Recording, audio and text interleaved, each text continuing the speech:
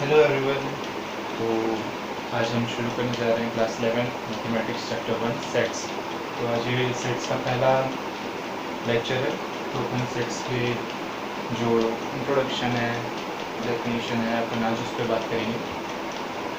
तो सेट्स क्या है? कोई सेट क्या होता है? जब हम कोई भी ऑब्जेक्ट या डाटा को किसी वेल डिफाइंड स्ट्रक्चर पर रख के उसको रिप्रेजेंट करते हैं तो वो सेट होता है। A well defined group of data which are not alike, मतलब अगर हम उसमें कुछ भी डाल रहे हैं तो हम उसमें जो भी कर रहा है वो रिपीट नहीं होगा, ठीक है। विच आर नॉट अलाइक, अगर मैं 1 डाल रहा हूँ तो मैं वापस उसमें सिर्फ 1 नहीं डालूंगा। 11 डाल सकता हूँ, बात अलग है, पर उसमें 1 नहीं डाल सकता, ठीक है।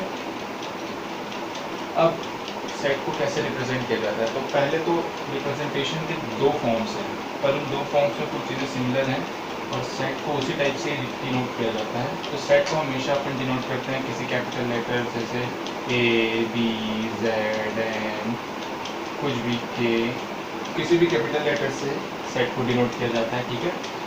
अब सेट में जो भी हम एलिमेंट्स लिखते हैं, एलिमेंट्स मतलब उसके अंदर जो भी आ रहा है, जो भी उसके अंदर के मतलब उसका जो भी परिवार टाइप है, तो उसको अपन कर्ली ब्रैकेट्स के अंदर लिखते हैं, ठीक है। इन चीज़ों का ध्यान रखेंगे। अब representation of a set, set को कोई भी सेट को दो टाइप से रिप्रेजेंट किया जा सकता है। एक होता है रोस्टर फॉर्म और एक होता है set builder form. Roster form में अपन ये सीधे सीधे देख पाते हैं कि हमारे पास सेट के अंदर क्या क्या है, कौन कौन सा डाटा है। जैसे यहाँ पर कोई भी एक कैपिटल लेटर ले लिया, ठीक है। मान लेते हैं एक सेट है ए, उस पर जो कि कर्ली ब्रैकेट में अपन उसके एलिमेंट्स को शो कर रहे हैं, जो कि 2, 4, 6, 8 आगे है, ठीक है। अब रोस्टर फॉर्म, किसी को टेबुलर फॉर्म भी बोलते हैं। रोस्टर फॉर्म में अपन देख पा रहे हैं कि इसमें क्या क्या है, ठीक है।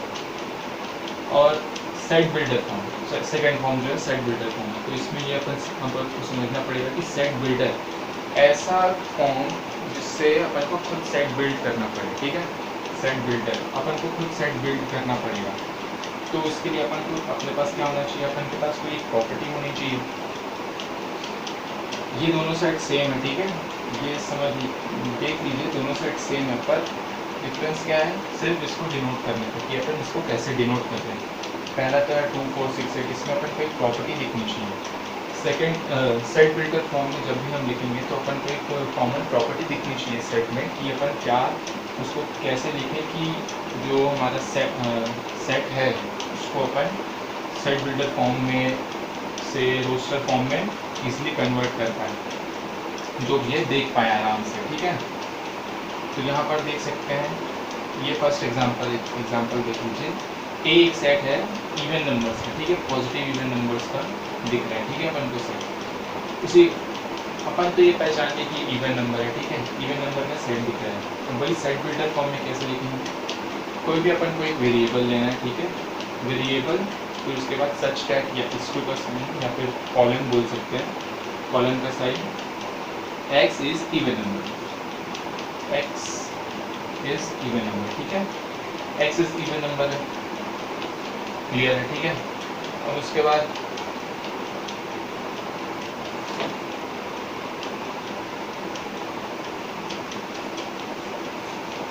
कुछ चीज़ें ध्यान में रखिएगा कि सेट को जो है वो हमेशा हम कैपिटल लेटर से ही शो करेंगे। सेट के अंदर के जो एलिमेंट्स है उसको पहले स्मॉल लेटर से शो किया जा सकता है, पर सेट को हमेशा हम कैपिटल लेटर से ही शो करेंगे। अब रोस्टर फॉर्म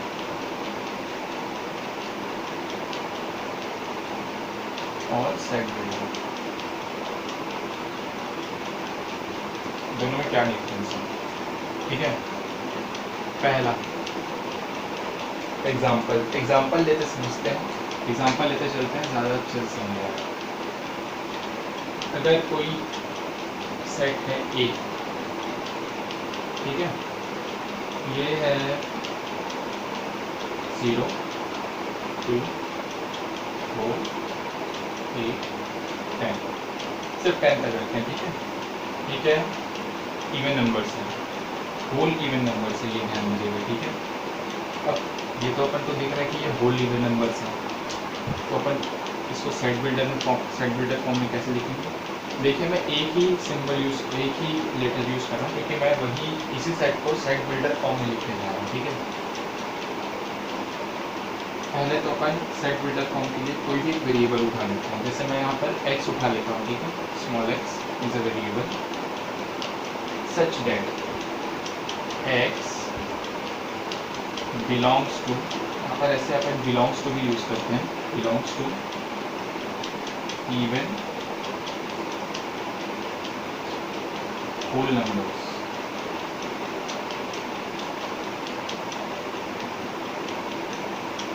ठीक है।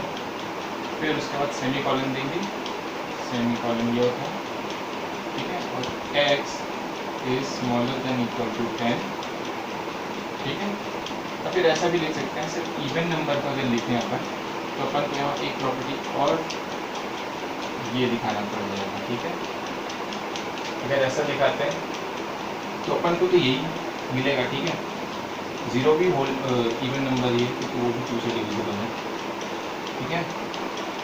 x में 2 रखेंगे तो भी ये सेटिस्फाई है, 4, 6, 8, 10 रखें तो भी सेटिस्फाई है, 12 रखेंगे तो भले सेटिस्फाई नहीं होगा क्योंकि ये भी उसके बाहर जा रहा है।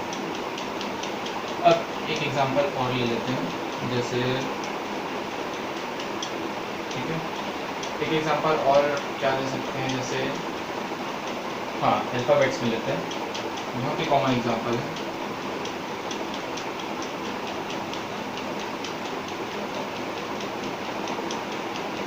AEIOU, ठीक है। ये क्या है? इंग्लिश अल्फ़ाबेट्स के अपने वॉवल्स हैं, ठीक है। ये अपन को प्रॉपर्टी दी गई सेट बिल्डर फॉर्म में। सेट बिल्डर फॉर्म में सॉरी यहाँ पर मैं दूसरा लेकर यूज़ कर देता हूँ, मैं लिखता हूँ यूज़ कर देता हूँ, ठीक है। तो सेट बिल्डर फॉर्म में इसको कैसे यूज़ करेंगे? पहले तो अपन को कोई वेरिएबल लेना है, वेरिएबल या x या कोई और वेरिएबल ले लेते हैं, ठीक है। y ले लेते हैं, y such that y is, अच्छा ये बात ध्यान रखिएगा, इतने सारे इसमें एलिमेंट्स हैं, इतने सारे एलिमेंट्स मतलब जो भी सेट के अंदर आ रहे हैं वो एलिमेंट्स कहलाएंगे। इतने सारे एलिमेंट्स हैं तो यहाँ r मत लिख दीजिए, ठीक है। यहाँ a इसलिए लिख रहे हैं क्योंकि कोई भी वेरिएबल किसी एक के लिए बात कर रहा है, ठीक है। एक टाइम पे एक के लिए बात कर रहा है, तो इसलिए इसको इज लिखेंगे। y is vowel of English alphabet.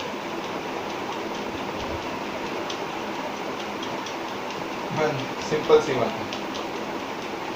अब रोस्टर फॉर्म को लिखने के लिए कुछ बातों का ध्यान रखना पड़ता है, जैसे कि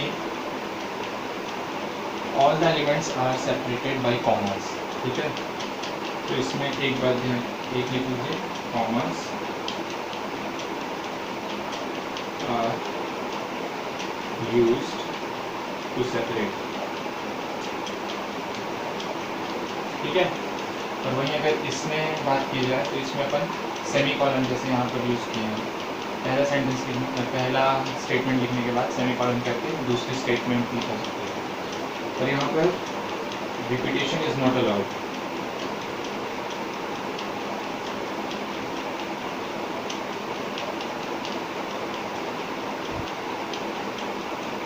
जैसे कि एक कोई सेट बनाते हैं, ठीक है। अच्छा अपन को एक ऐसा सेट बनाना है, एप्पल ले लेते हैं। एप्पल एक स्पेलिंग है, इसमें जितने भी लेटर यूज हो रहे हैं उसका अपन को सेट बनाना है। तो मान लेते हैं सी कोई सेट है, तो जैसा कि अपन ने रोस्टर फॉर्म में बनाना है, तो यहाँ पर देख सकते हैं रिपीटेशन इज नॉट अलाउड, ठीक है। रिपीटेशन ए लिखें, ठीक है, पी, फिर से पी लिखें, आपने अभी पढ़ा है रिपीटेशन इज नॉट अलाउड, तो पी नहीं लिखेंगे, एल ई। और commas are use to separate, हर एक एलिमेंट को सेपरेट करने के लिए मैंने यहाँ कॉमा यूज़ किया और आपको भी यूज़ करना पड़ेगा, तो जाके ये सही बनेगा, ठीक है।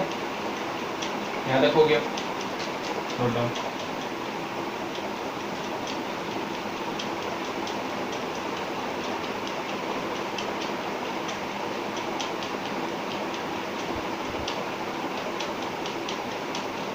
अच्छा, यहीं पर एक बात और कर लेते हैं, कौन सा फॉर्म ज़्यादा अच्छा है, ठीक है, बेटर कौन सा फॉर्म है, रोस्टर फॉर्म या set builder form.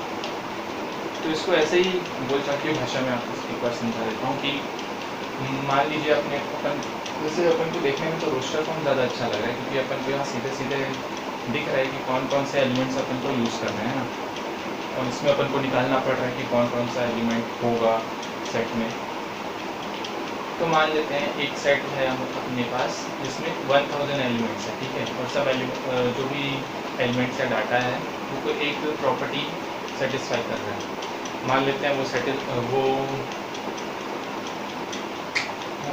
Odd numbers नहीं, वो मान लेते हैं कोई नेचुरल नंबर ही है, ठीक है, नेचुरल नंबर का ही एक ग्रुप है, मान लेते हैं 1000 तक का ग्रुप है। तो उसके लिए मेरे को क्या लिखना पड़ेगा, मान लेते हैं उसके लिए मैं कोई एक अलग से सेट बनाता हूँ, ठीक है, 1000 नेचुरल नंबर्स के लिए। तो उसके लिए मेरे को 1 2 3 4 1000 तक लिखना ही पड़ेगा, 1000 तक मेरे को जाना ही पड़ेगा। 999 करते हुए मेरे को 1000 टोटल 1000 मेरे को उसमें एलिमेंट्स लिखने पड़ेंगे। पर सेट बिल्डर के लिए क्या है, उसमें सिर्फ और सिर्फ मेरे को ये लिख देना है कि x such that x is natural number, x belongs to n, ठीक है, n को अपन नेचुरल नंबर बोलते हैं, ठीक है, n जो है वो ग्रुप है, वो सेट है नेचुरल नंबर्स का, x belongs to n and n is smaller than equal to 1000, ठीक है, इजी बात, इतने में बात है था। इसमें रोस्टर फॉर्म में अपन को सब लिखना पड़ेगा। तो अगर देखा जाए तो सेट बिल्डर फॉर्म ज़्यादा आसान है, ठीक है। आगे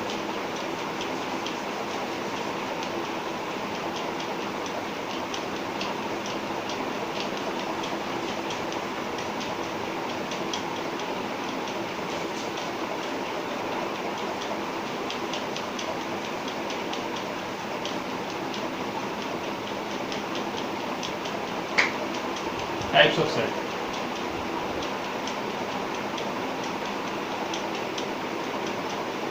There are different types of set, such as null set। null set ऐसा सेट जिसमें कुछ नहीं है, ठीक है। सबसे पहले आता है null set। null set पहले अपन डिस्कस करते हैं। null set इसी को void, इसी को empty set भी बोलते हैं। null set याद रख लीजिए, void और empty याद रखने की जरूरत नहीं, ठीक है। null मतलब जिसमें कुछ ना हो, empty मतलब भी जिसमें कुछ ना हो, void मतलब भी वही है, ठीक है। तो अपन देखते हैं कि ऐसा सेट जिसमें कोई भी एलिमेंट ना हो, ठीक है, ऐसा सेट जिसमें कोई भी एलिमेंट ना हो, तो उस सेट को अपन फाई से डिनोट करते हैं, ठीक है। दोनों का मतलब सेम है, ठीक है, या फाई बोलोगे उसका मतलब भी नल सेट है, इसको बोलते हैं फाई, ठीक है। फाई, ये फाई का सिंबल है, फिजिक्स में भी यूज करेंगे। तो फाई मतलब null set, void set, empty set, कुछ भी बोल लो। फाई मतलब उस सेट में हमारे पास कुछ भी नहीं है, खाली सेट है। पर एक बात याद रखिएगा, जो भी सेट है सब सेट में फाई सेट हमेशा प्रेजेंट रहता है, ठीक है। फाई जो है हमेशा प्रेजेंट रहेगा नल सेट। दूसरा सिंगलटन सेट।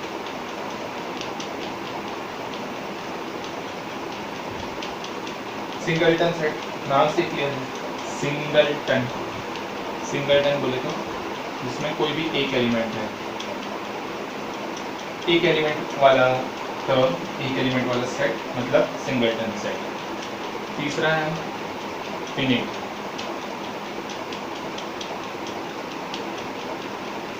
ऐसे सेट जिसके अंदर के एलिमेंट्स काउंटेबल हैं, काउंटेबल गिन सकते हैं, ज़्यादा नहीं है, ठीक है। कोई भी ऐसा सेट जिसके अंदर के एलिमेंट्स हम गिन सकते हैं वो फिनिट सेट में आएगा। फॉर एग्जांपल जैसे अभी पिछले एग्जांपल दिया 2 4 6 से 10 तक के अपने इवन नंबर्स, ठीक है, कुछ भी जो कि काउंटेबल है, ठीक है, वो इन्फिनिट। Infinite set. नाम से ही क्लियर है, इनफाइनाइट, जिसमें एलिमेंट्स की संख्या है जानी नहीं जा सकती, अनकाउंटेबल, अनकाउंटेबल, ठीक है।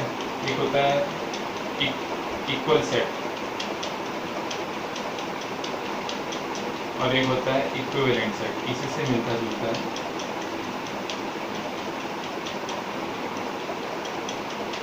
इन दोनों का भी अपन डिस्कस करेंगे, ठीक है। ये जान लीजिए, नल सेट में कुछ भी नहीं होता, सिंगलटन सेट में एक होता है, इनफाइनाइट सेट में अपन गिन सकते हैं, इनफाइनाइट सेट पे अपन नहीं गिन सकते। इक्वल इक्विवेलेंट सेट को अभी मैं डिस्कस करूँगा, ठीक है। पहले इसको लिख लीजिए।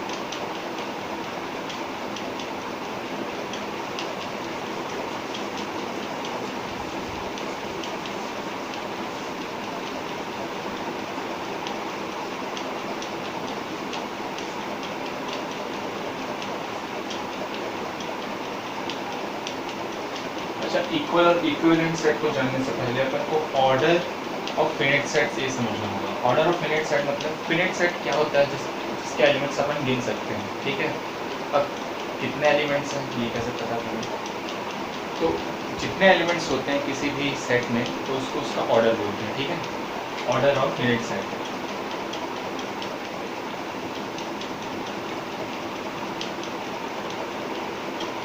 Order of finite set. अच्छा, मान लेते हैं कोई सेट है ए, ठीक है, 1 3 5 7 6 8, ठीक है। सेट में मैं ऑर्डर कुछ भी लिख दूँ, अगर उसके अंदर के एलिमेंट्स हैं कोई बात नहीं, ऑर्डर आप कुछ भी रख सकते हो सेट का, ठीक है। अब इसका order of finite set, order क्या होगा, जितना इसके अंदर एलिमेंट्स हैं, तो ऑर्डर को कैसे लिखते हैं, एन ऑफ ए, ठीक है। इसको ओ ऑफ ए भी लिखते हैं कई लोग, कई जगह ओ ऑफ ए भी लिखा होगा, तो इसको लिखते हैं 1 2 3 4 5 6, बट एक और होता है, ठीक है, ध्यान आया। 1 2 3 4 5 6 7, बट अपन इसको ऑर्डर में नहीं गिनते हैं, ठीक है। अपन पाई को ऑर्डर ऑफ सेट्स पे तब तक नहीं गिनेंगे जब तक हमारे पास और भी जैसे और भी एलिमेंट्स हैं, ठीक है। अपन इसको ऑर्डर ऑफ सेट्स पे नहीं गिनते, तो अपने पास कितने हैं, 3 to 6, ठीक है। ऑर्डर ऑफ फिनिट सेट, ये ऑर्डर ऑफ फिनिट सेट है, इसी को कार्डिनल नंबर भी बोलते हैं, ठीक है, कार्डिनल नंबर ऑफ सेट्स।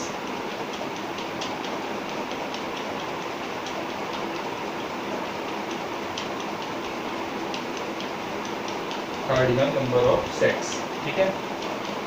अब बढ़ते हैं अपन इसके लिए इक्वल सेट्स और इक्विवेलेंट सेट, जिसके लिए पढ़ना पड़ा हमको।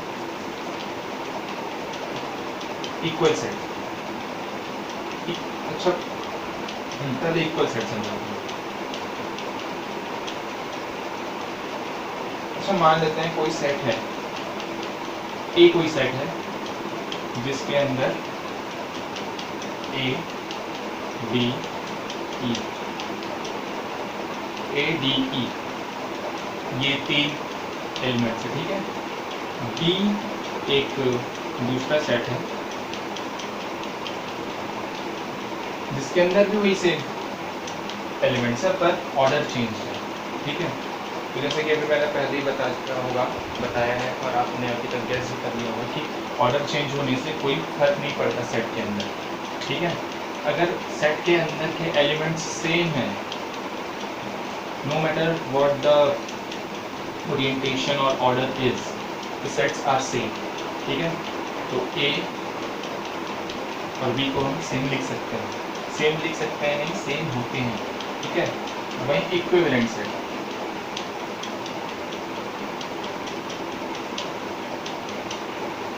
एक कोई ये एक सेट है,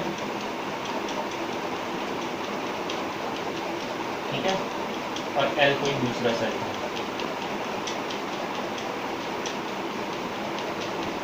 इसका ऑर्डर ऑफ यूनिट सेट इसका क्या निकलेगा? 1 2 3 4 5, ठीक है। What will be the order of this set? It's the same 5, ठीक है। अगर किसी भी सेट, किन्हीं भी दो सेट्स के या दो से ज़्यादा सेट्स के ऑर्डर ऑफ यूनिट सेट या फिर उनका जो कार्डिनल नंबर है वो सेम आ रहा है, तो K and L are equivalent sets. These are equal sets, ठीक है, ये जान दिए। अब आगे बढ़ते हैं अपन सुपर सेट, सबसेट और प्रॉपर सबसेट की ओर। पहले इसको नोट डाउन कर लीजिए, ठीक है।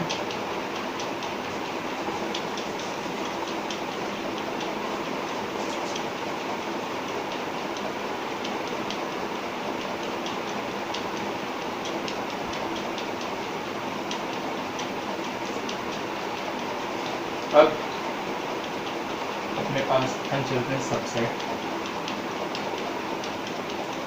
पहले अपन समझते हैं सबसेट क्या है, ठीक है। सबसेट और प्रॉपर सेट समझते हैं।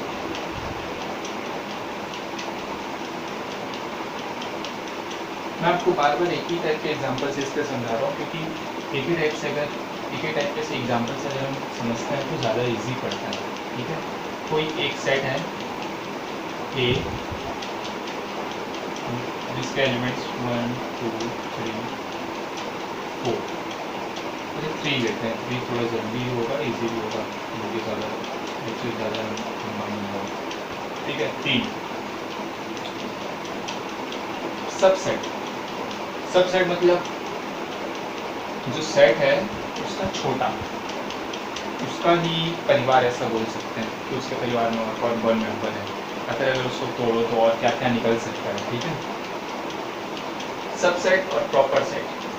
सबसेट अगर कोई दो सेट्स हैं, ठीक है, और किसी एक सेट का मेंबर दूसरे सेट में लाइक करता है, मतलब किसी एक सेट का, अच्छा आपको बना के दिखाता हूँ, और एक है B, ठीक है। दो सेट है A और B, B के एलिमेंट A में है, ठीक है, और B के एलिमेंट A में ये दिख रहा है, ठीक है। सबसेट तब होगा जब सबसेट को पहले तो अपन इस साइन से डिनोट करते हैं, ठीक है, ये याद रखिए। सबसेट को इस साइन से डिनोट करते हैं, C को थोड़ा सा और चपटा कर देते हैं तो, और प्रॉपर सेट को इस टाइप के सिंबल से डिनोट करते हैं। या जब कोई दो सेट में से एक सेट दूसरे में लाइक करता है या दूसरे में एग्जिस्ट करता है, तो वो अपन बोल सकते हैं कि वो होता है दूसरे का सबसेट। इसे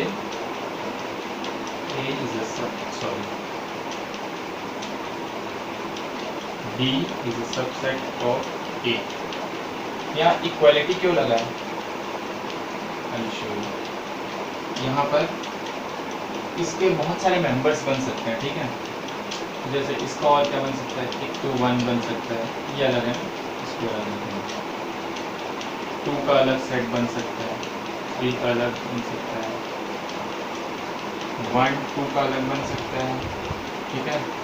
1 3 का अलग बन सकता है, 2 3 का अलग बन सकता है, और 1 2 3 इसका अलग बन सकता है, ठीक है। 1 2 3 क्यों नहीं हो सकता? वो खुद भी तो अपना पार्ट है, ठीक है। भले 100% यूज़ कर रहा है पर है तो उसका ही पार्ट। तो इक्वालिटी मतलब ये भी इसका है, ये भी इसका है। सो A का जो सबसेट है वो खुद A भी हो सकता है। तो यहाँ पर से अपना एक कंक्लूजन निकलता है कि every set is a subset of itself. Every set is a subset of itself, ठीक है। यहाँ पर एक चीज़ मिसिंग है और वो है 5। ठीक है। और जो फाई है, phi is the subset of every set, phi is the subset of every set. ये बात ध्यान रखें, यहाँ तक कि कोई अगर एम्प्टी सेट है तो वो उसका भी सबसेट फाई होगा, ठीक है। B is a subset of A, ठीक है। सबसेट समझ आ गया, इक्वालिटी है। बी जो है इसमें लाई करता है, बी जो है ए में लाई करता है, ठीक है। ये सब भी, ये भी इसका सबसेट है, ये भी इसका सबसेट है। इसको अगर अलग दूसरा नाम दे दूँ तो वो भी इसका सबसेट हो जाएगा। मान लेते हैं अगर इसको के नाम देता हूँ इस वाले को, वन का जो अलग से सेट है, तो K is a subset of A, L is a subset of A, sorry A, ऐसे करते करते अगर सबका नाम देते जाऊँ तो ऐसा ना। पर प्रॉपर सेट में क्या है, प्रॉपर सेट में ये नहीं हो सकता, ठीक है। जो ये अपन लिखे हैं, ये जो अपन डेफिनेशन दिया every set is a subset of itself, ये तो सच है, पर प्रॉपर सेट अपन इसको नहीं बोल सकते। प्रॉपर सेट कब बोल सकते हैं, जब ये ना हो, जब ये ना हो तो ये प्रॉपर सेट है। ये आ गया प्रॉपर सबसेट है, ठीक है। प्रॉपर सेट के साइन में से इक्वालिटी का साइन हट गया है, तो ये आप सीधे जान सकते हैं कि ये नहीं है। ये आपका सबसेट है और ये आपका प्रॉपर सेट है।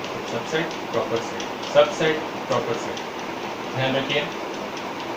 प्रॉपर सेट में एक बात ध्यान रखिए, जो अगर कोई, यहाँ मैंने दो सेट्स आपको समझाता हूँ, A can not be equal to B, मतलब बी में कोई ना कोई एक ऐसा एलिमेंट होगा, कम से कम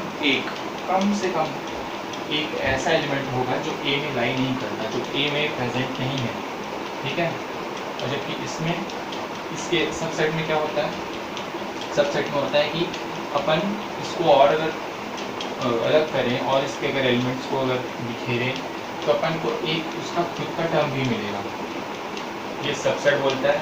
और सबसेट के में से अगर इक्वालिटी हटा दी जाए तो वो प्रॉपर सेट बन जाता है, ठीक है। अब चूंकि एक साइन तो ऐसे बना दिए, अब उल्टा भी बना सकते हैं क्या, तो एक होता है सुपर सेट, सुपर सेट बोले तो अच्छा, B is a subset of A, ठीक है। तो अगर इसी को उल्टा लिख दिया जाए,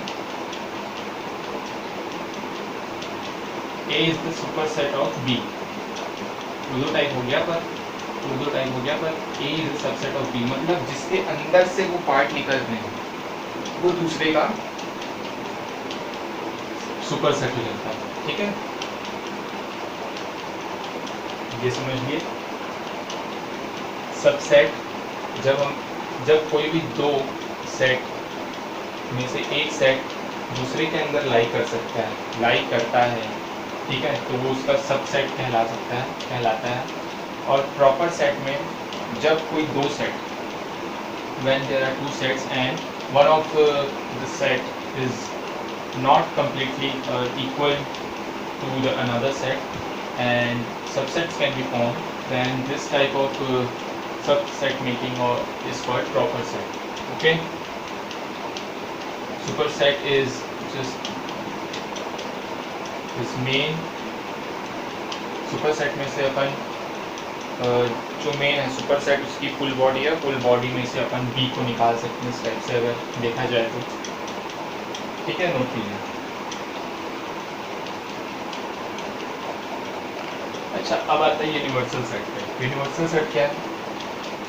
यूनिवर्सल सेट एक ऐसा सेट होता है जिसमें सारे के सारे एलिमेंट्स लाई करते हैं, सारे के सारे। जैसे क्वेश्चंस पे देगा कि मेरे पास एक सेट है ए जिसमें दो एलिमेंट्स है 1 2, बी एक है 2 3 और सी दिया है 4 5 6, और इस पर यूनिवर्सल सेट मेरे को दिया है 1 2 3 4 5 6 7, ठीक है। तो यूनिवर्सल सेट वो है जिसमें ये तीनों के सारे मेंबर्स, ठीक है, ये तीनों के सारे मेंबर्स इसमें लाइक करते हैं। या यूँ कह लीजिए कि यूनिवर्सल सेट का सबसेट अगर बनाया जाए तो ऐसा इस टाइप के सेट्स बनते हैं। यूनिवर्सल सेट ऐसा सेट है जिसमें सारे एलिमेंट्स लाई करते हैं, ठीक है। जैसे कि एग्जांपल इस टाइप के क्वेश्चन में आपको दिया रहेगा कि यूनिवर्सल सेट ऐसा है। जैसे यहाँ पर 3 सेट बने हैं 1 2 2 3 4 5 6, 7 तो दिया नहीं है। 7 नहीं दिया तो क्या होगा, यूनिवर्सल सेट में कुछ भी हो सकता है।